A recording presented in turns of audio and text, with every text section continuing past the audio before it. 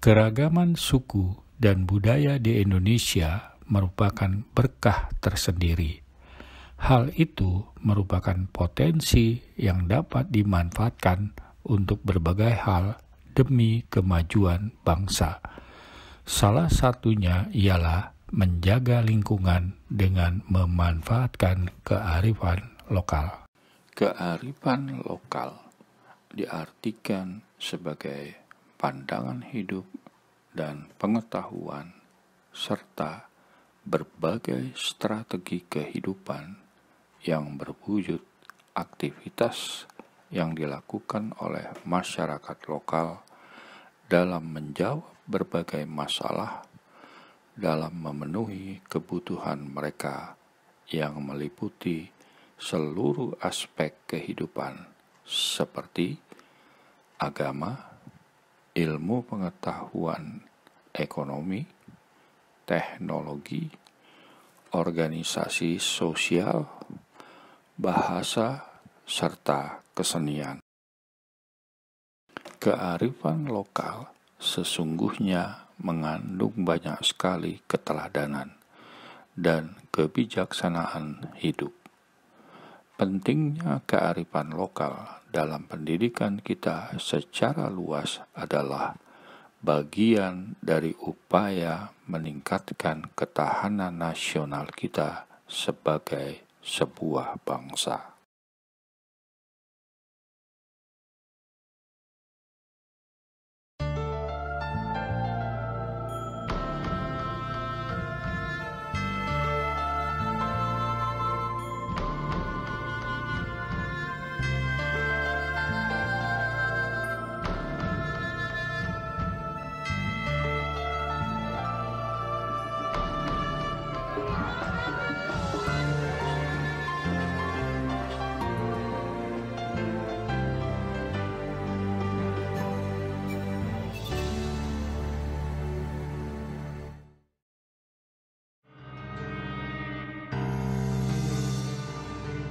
Ritual malam Jumat Legi.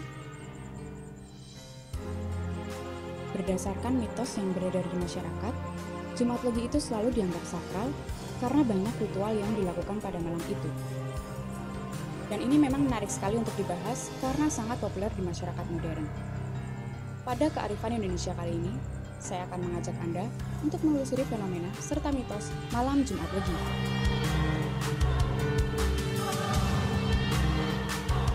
Malam Jumat Legi, hari yang sakral bagi masyarakat Jawa Timur. Selalu ada ritual khusus yang secara rutin masih dilakukan hingga kini. Walaupun zaman sudah berkembang, nyatanya fenomena ini masih ada sampai saat ini. Masyarakat Jawa Timur percaya malam Jumat Legi adalah malam yang sakral dan penuh berkah. Di wilayah Trowulan, yang dulu dikenal sebagai ibu kota Kerajaan Majapahit, terdapat banyak sisa peninggalan yang menurut sebagian orang mengandung kekuatan supranatural. Tak ayal, setiap malam Jumat Legi, pengunjung memadati beberapa tempat yang diyakini dapat membawa keberuntungan. Salah satu pusat kegiatan ritual malam Jumat Legi adalah Pendopo Agung Trowulan. Tiba di tempat ini, saya disambut patung Raden Wijaya. Wajahnya yang teduh, penuh karisma kepemimpinannya. Saat ini saya sedang berada di Pendopo Agung Trowulan, Mojokerto. Dahulu di sini adalah tempat untuk berkumpul para petinggi kerajaan Majapahit. Nah, tepat di sebelah kanan saya ini adalah patung Raden Wijaya, yaitu raja pertama yang memerintah kerajaan Majapahit. Dan di belakang sana ada makam panggung. Ada apa saja di dalam sana? Yuk, mari ikuti saya. Perjalanan saya berlanjut. Di belakang bangunan Pendopo Agung, terdapat petilasan panggung yang dikelilingi pemakaman umum. Tempat bersejarah yang menjadi saksi bisu kelahiran Majapahit ini. Diyakini sebagai petilasan Raden Wijaya, sehingga membuat tempat ini dikeramatkan karena dianggap sebagai asnya kerajaan Majapahit. Seperti yang terlihat sekarang, Beberapa orang melakukan ritual dipandu sang juru kunci. Terlihat beberapa sesajen yang khas meliputi hasil Ibu Pertiwi sebagai tanda syukur atau penghormatan kepada leluhur menurut kepercayaan kejawen. Sesajen adalah warisan dari zaman kerajaan Hindu-Buddha. Tetapi orang-orang yang masih memegang budaya Jawa dengan erat tetap membuat sajen pada saat-saat tertentu.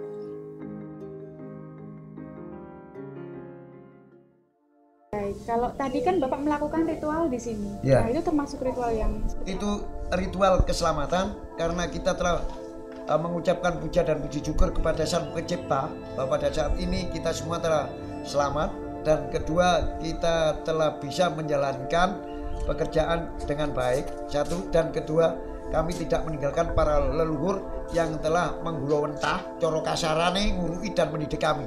Kita selalu mengingat karena ada kami juga ada para leluhur yang dulu.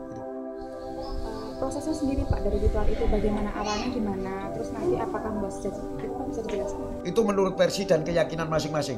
Ada yang pakai sajen, ada yang pakai yuswa, dan ada yang pakai yang kemenyan. Dan tujuannya juga pakai kemenyan atau minyak wangi. Tujuannya kan harum.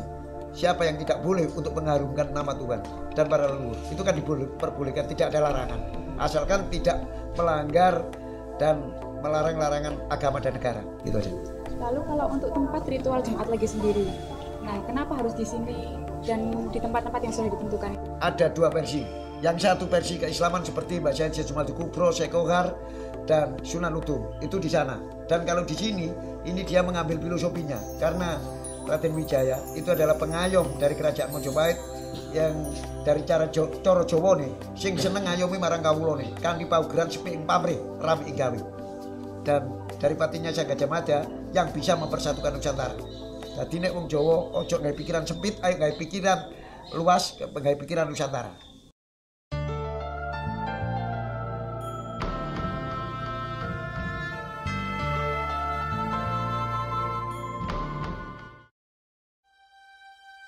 Di kalangan masyarakat Jawa, mistik kejawen sudah menyatu dan mendarah daging dalam sikap dan perilaku keseharian. Salah satunya ketika malam Jumat Legi, masyarakat Jawa akan melakukan ritual tertentu lengkap dengan sesajen, kembang, dan kemenyan. Praktik semacam ini merupakan bagian dari perilaku kejawen dalam masyarakat. Bagi masyarakat Muslim di Jawa Timur, Jumat Legi merupakan sebuah hari yang dikhususkan untuk berdoa, mendekatkan diri pada Allah Subhanahu wa Ta'ala. Biasanya mereka berbondong-bondong datang untuk melakukan ziarah kubur atau melakukan pengajian Yasin dan tahlil bersama. Salah satu tempat yang menjadi destinasi tujuan para peziarah adalah Komplek Pemakaman Tebu Ireng Jombang. Pada malam Jumat Legi, tempat ini berubah menjadi lautan manusia. Mereka datang dari berbagai wilayah. Jarak bukan suatu halangan bagi mereka untuk berziarah ke makam tokoh yang menjadi panutan masyarakat. Selain Gus Dur, di makam tersebut dikebumikan juga dua tokoh besar, yakni Kiai Haji Hashim Asy'ari serta Kiai Haji Wahid Hashim. Selain Komplek Pemakaman Tebu Ireng, destinasi lain yang menjadi tujuan ziarah masyarakat Jawa Timur adalah Komplek Pemakaman Troloyo serta makam Mbah Sayyid Sulaiman Betek Mojo Agung. Kedua tempat ini menjadi magnet bagi para peziarah. Makam Troloyo adalah makam dari Syekh Jumadil Kubro dan Syekh Abdul Qadir Jailani yang merupakan penyebar agama Islam di tanah Jawa. Mereka percaya jika berdoa di makam waliullah atau wali Allah, maka doa mereka akan mudah terkabul. Hal serupa juga dapat terlihat di makam Mbah Sayyid Sulaiman yang dikenal sebagai tempat bersejarah sekaligus dikeramatkan. Setiap malam Jumat Legi, peziarah bisa memuncak hingga ribuan orang.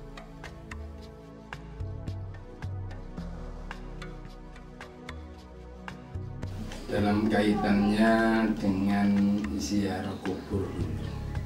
Bagaimana hukum ziarah kubur? Dalam hadis Rasul sudah dijelaskan bahwa ziarah kubur itu penting sekali. Karena apa? Karena ziarah kubur itu bisa mengingatkan orang dalam hal kematian. Kalau orang itu ingat mati, maka orang itu nggak gampang melakukan kemaksiatan.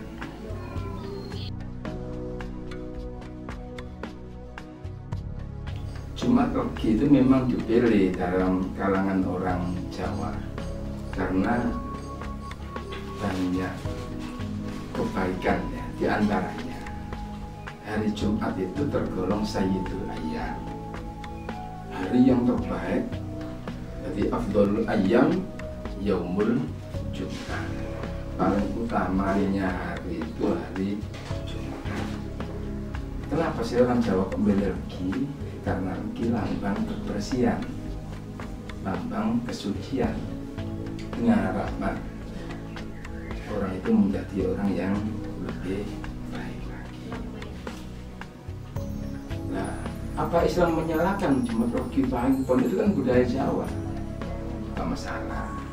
Islam itu sangat fleksibel sekali, nggak gampang mengatakan syirik kepada orang.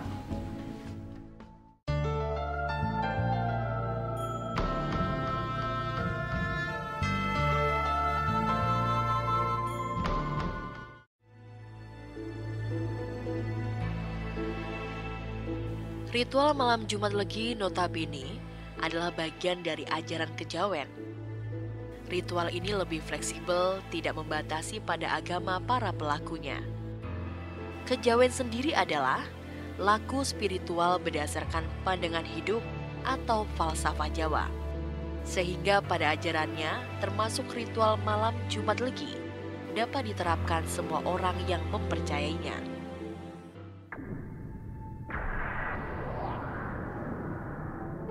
Kalau kita ngomong masalah hari dalam kehidupan Jawa itu lebih melekat pada peton, pada pasaran.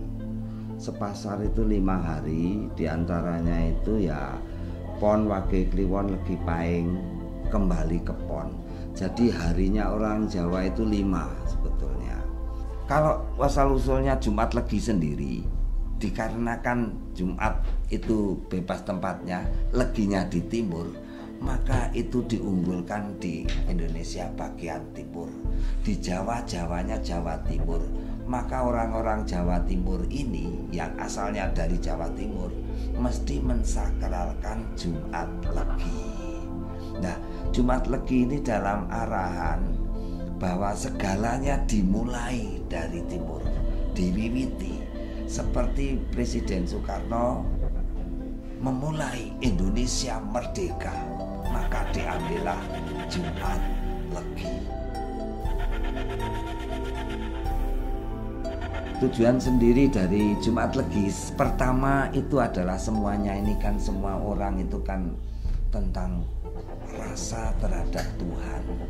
Jadi orang Jawa Timur di dalam kejumat Legian ini mereka lebih mengingatkan kalau Jumat Legi mendekatkan diri pada Tuhan melalui apapun, seolah-olah memang disakralkan, dikarenakan sebagai permulaan menuju kepada Tuhan.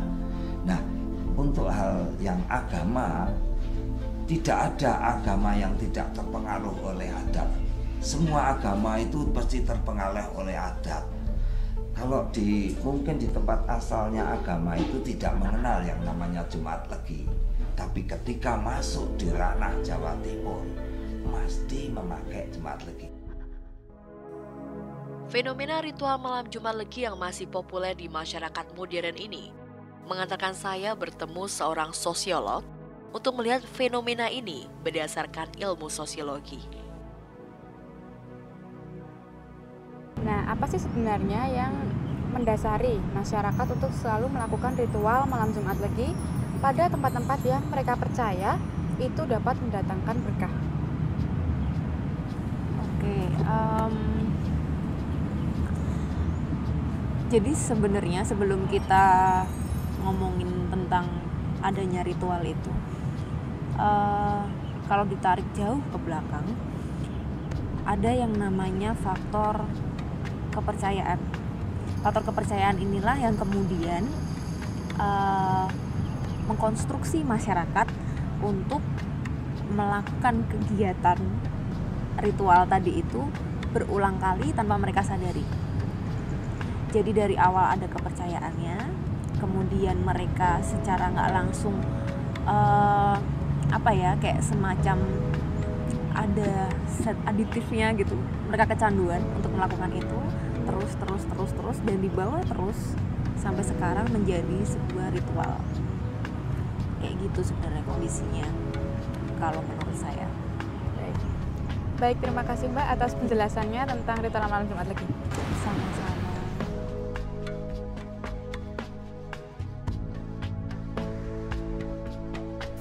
Namun, kita tidak dapat memungkiri bahwa ritual malam Jumat Legi merupakan suatu ilmu yang dipelajari dengan cara adiluhung dan dekat atau identik dengan kehidupan spiritual masyarakat Jawa Timur. Dan harusnya, ritual malam Jumat Legi dapat menjadi kebanggaan masyarakat Indonesia, khususnya masyarakat Jawa Timur, karena merupakan salah satu dari sekian banyak kearifan lokal yang dimiliki Indonesia.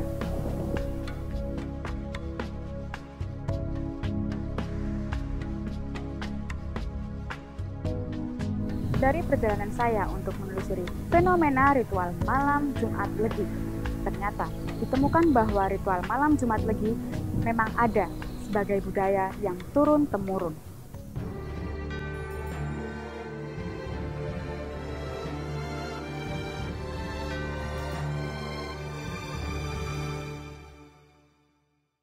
Kearifan lokal adalah bagian dari budaya suatu masyarakat yang tidak bisa dipisahkan dari bahasa masyarakat itu sendiri. Pelestarian lingkungan adalah upaya untuk melindungi kemampuan lingkungan hidup terhadap tekanan perubahan dan dampak negatif yang ditimbulkan suatu kegiatan lingkungan perlu dilestarikan, karena menjaga kestabilan lingkungan untuk menjadi tempat hidup manusia, hewan, dan tumbuhan. Ciri-ciri kearifan lokal terdiri dari bentuk warisan peradaban yang dilaksanakan secara terus-menerus dari generasi ke generasi, pengendali berbagai pengaruh dari luar, berhubungan dengan nilai dan moral pada masyarakat setempat, tidak tertulis akan tetapi tetap diakui sebagai kekayaan dalam berbagai segi pandang hukum, bentuk sifat yang melekat pada seseorang menurut pada asalnya.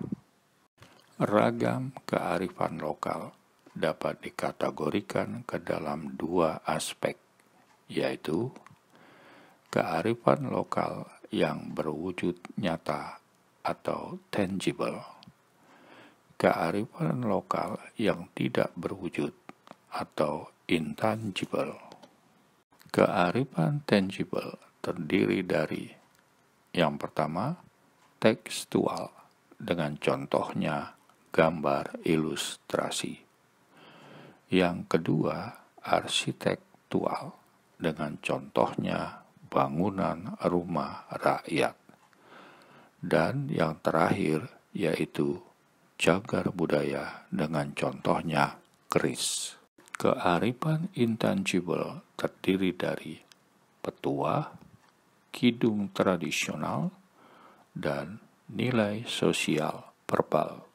Contoh-contoh kearifan lokal masyarakat terdiri dari te aro neak laku atau alam adalah aku yang berasal dari Papua. keyakinan Celako Kumali yang berasal dari Serawai, Bengkulu, dan meyakini bahwa kelestarian lingkungan terwujud dari kuatnya keyakinan ini, yaitu tata nilai tabu dalam berkandang dan tradisi tanam tanjak. Tradisi tanah ulen yang berasal dari Dayak Kenyah, Kalimantan Timur, yang menyatakan bahwa kawasan hutan dikuasai dan menjadi milik masyarakat adat. Pengelolaan tanah diatur dan dilindungi oleh aturan adat. Di dalam jati diri setiap orang terkandung kearifan lokal atau local wisdom yang merupakan hasil dari kecerdasan setempat atau local genius dari berbagai suku bangsa. Kearifan lokal inilah yang seharusnya dirajut dalam satu kesatuan kebudayaan atau culture untuk mewujudkan suatu bangsa, yaitu bangsa Indonesia. Bahasa sebagai alat dalam menyampaikan pembelajaran sangat besar pengaruhnya terhadap pembentukan karakter pemuda. Penggunaan bahasa asing di media massa dan media elektronik dapat menyebabkan kecintaan pada nilai budaya lokal perlahan memudar. Mahasiswa yang mengemban predikat agent of change memiliki tanggung jawab moral yang besar untuk menjaga kelestarian lingkungan sekitar. Mahasiswa sebagai pelajar yang terdidik dapat menjadi salah satu contoh baik bagi masyarakat untuk melestarikan lingkungan sekitar.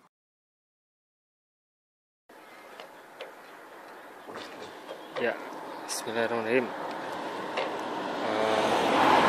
Coba kita kali ini mencari sampah di Jepang. Coba mencari sampah di Jepang, judulnya.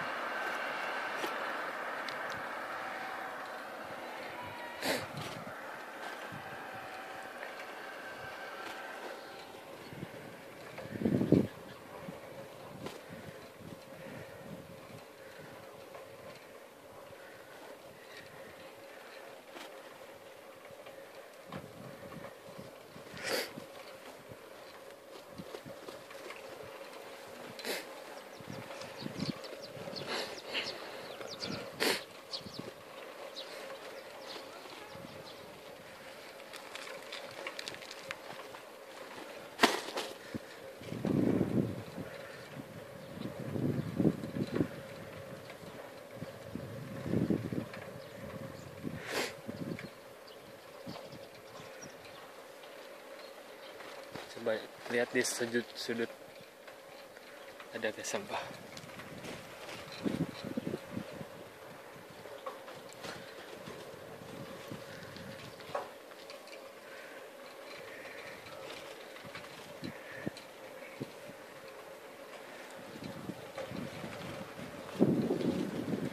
Adakah sampah yang berserakan? Oh, ada satu.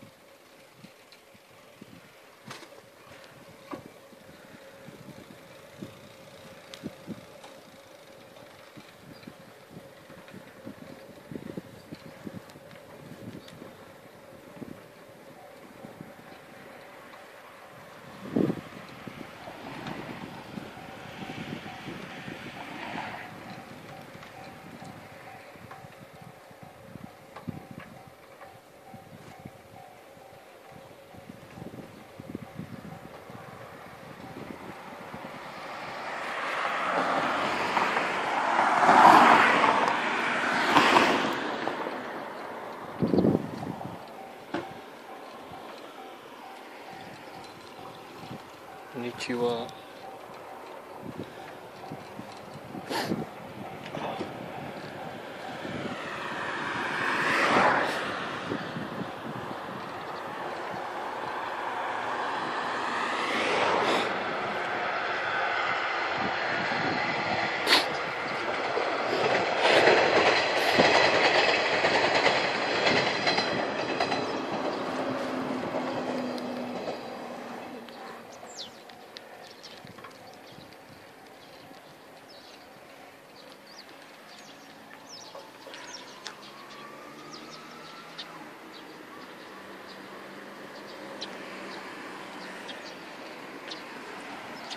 Ini bukan toko bunga ya, ini klinik.